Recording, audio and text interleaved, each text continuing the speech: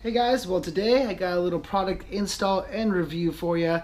Today is the E13 BashGuard only. If for those of you that don't need to use a chain guide, this guy protects that expensive chain ring that you got going on, and super solid product from E13. I'm pretty stoked about it. Go ahead and stay tuned and I'll show you how to install it on my Carbine 29 over here.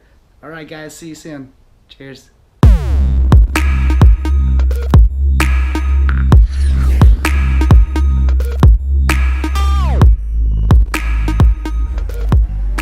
Well, we're going to open up our E13 BashGuard box right here. Obviously, here's the product itself. Very nice product. I mean, super solid. I believe it's only about 74 grams total for this whole thing. It's not too bad for those weight weenie guys that worried about that. 74 grams, not a big deal. We're going to open up the bottom, and up here, down here we got, it comes with two different size bolts here.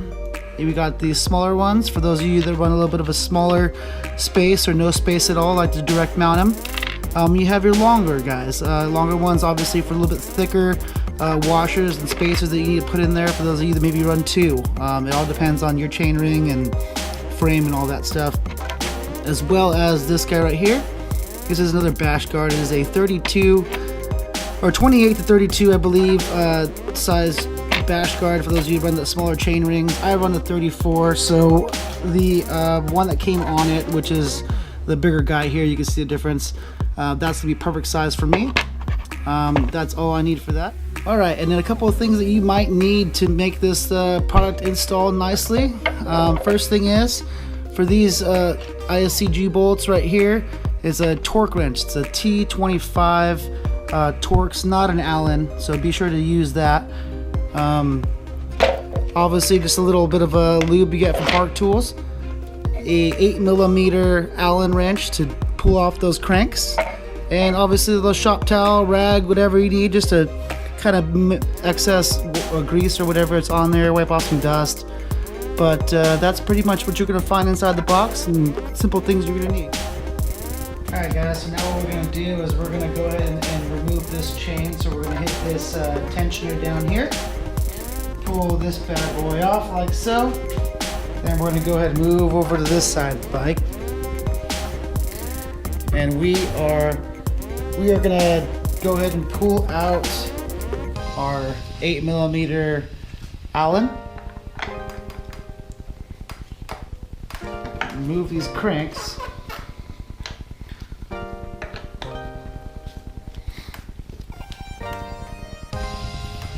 like so.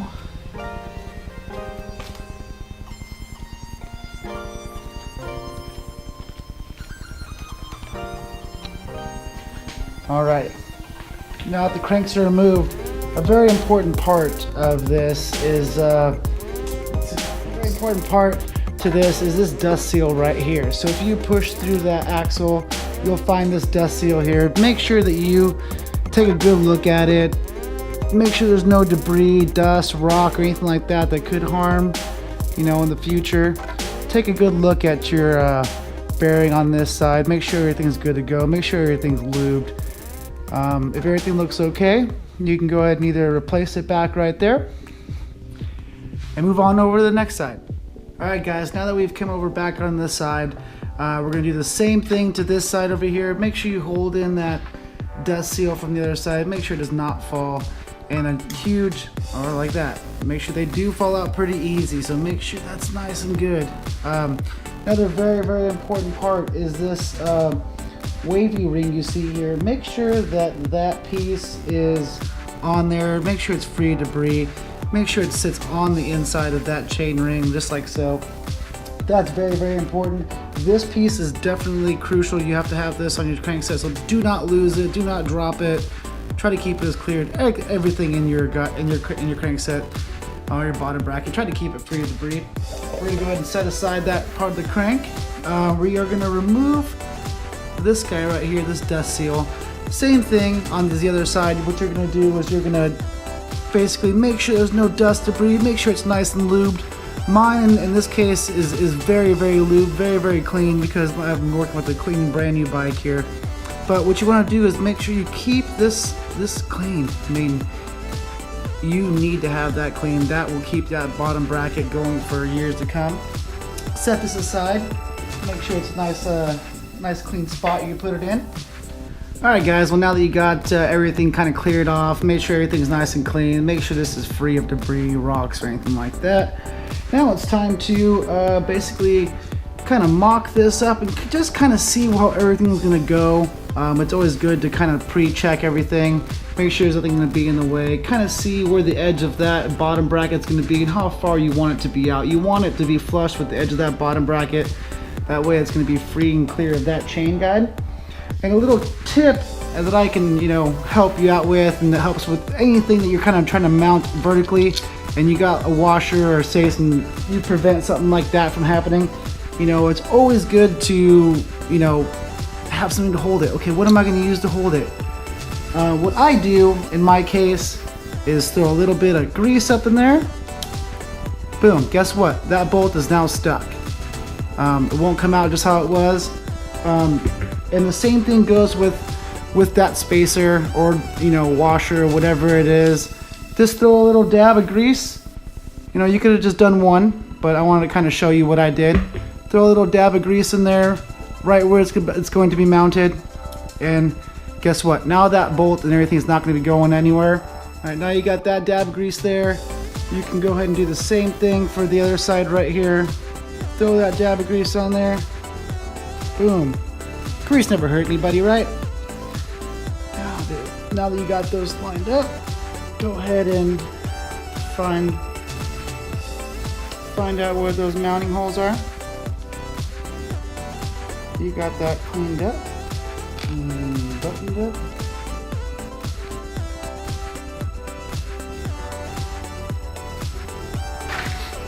Now that that's there, go ahead and give it a couple turns with that T25 Torx.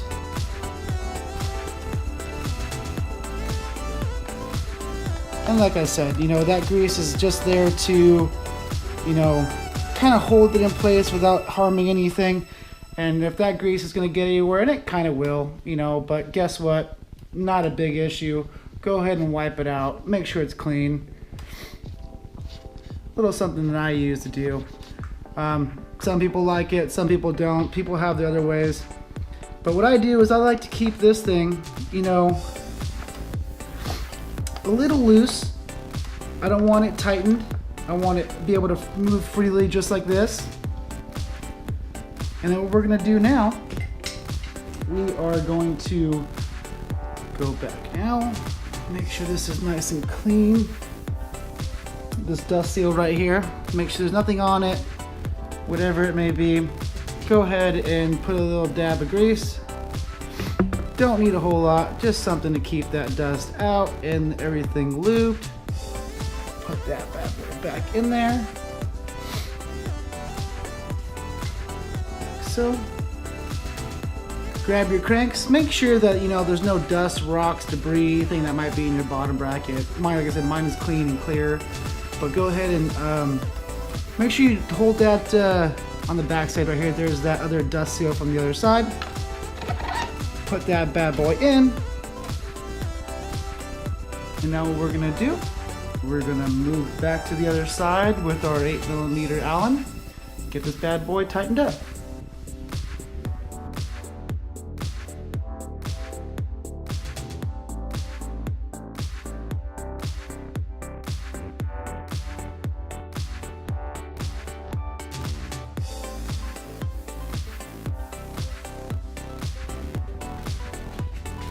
Alright, now that everything's buttoned up, tightened up, make sure that's there, make sure it's nice and tight. And now that you got everything together, make sure that there's a nice clear space between here and there. That way it keeps clear of that chain. Might take a couple times to figure out what exactly the space you'll need between there, but you want to make sure there's not going to be any room for rocks and things like that to get through between the chain and the chain guide to help you stop it. But now that we got this together, what we're going to do is we are going to take our T25, and I don't know if you can see them. If you go and spin those cranks, you can see the bolts that we put in there and the nuts. And now that you have it, you find the spot. Okay, well that's good enough. That's gonna be great. Go ahead and go there and give that bad boy tight. Same thing going on this side right here. You can see that nut head right there. Give that bad boy a tighten. Now that that's there, it is nice and tightened. Now it's time to throw your chain back up. Go ahead and pull this lever back right here. Boom. We are back in business. Go ahead and take a look, and you can kind of see, sorry, it might be kind of a bad angle, but if you can kind of see where that is and how it fits. Got a nice small gap between there. You know, like I said, you don't want rocks and debris and everything else kind of getting in there. You want it to stay nice and clear of that right there. But that's it, folks. There's your E13 TRS BashGuard. This thing is beautiful. It's ready to take a beating. I can't wait to smash it with some rocks. Alright guys, that's it for me. I hope you guys enjoyed that quick video. I want to give a big shout out to the guys over at NorCal Hub for giving me that part for me. Solid, fast, easy, great bike shop. Those guys rock. Thank you very much. And if you guys like what you saw, go ahead and hit that subscribe button, hit that follow button, like, do whatever you gotta do. I appreciate all your support. Thank you guys so much for watching. Taco Dave is out. Later guys.